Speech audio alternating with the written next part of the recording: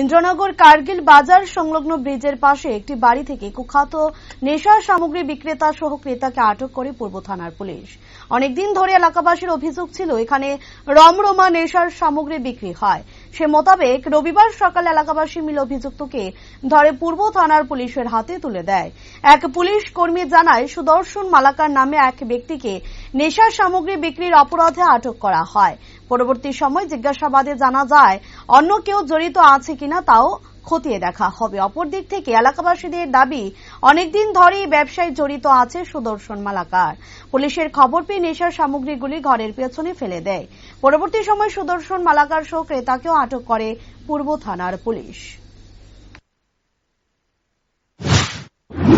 আচ্ছা, এখন আমরা এখানে এলাকার পাশে মুখের থেকে আমরা তো খবর পাই আমরা এখানে সুদর্শন মালাকার করে আইছি তাই না বলে ওখান ড্রাগস কোনো ইনভলভ আছে ওখানে এসে সাসপেক্ট হিসাবে আমরা থানাতে যেতেছি।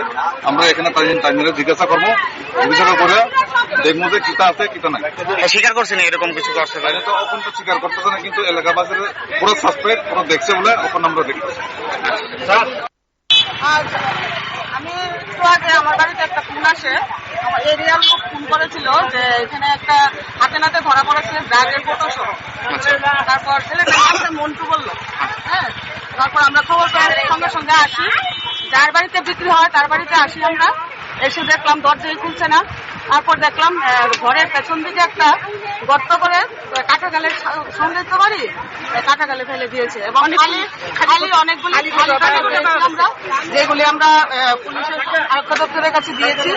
এখন দেখা যায় পুরা কি করে দুজনকে ঘরে নিয়েছে, যে ছেলেটা কিনেছিল তাকেও ধরেছে, যে ছেলে যার বাড়ি থেকে কিনেছিল সেই ছেলেটাকেও ধরেছে। যে ছেলেটা বিক্রি করে ওর নাম কি? সুদর্শন মালাকার।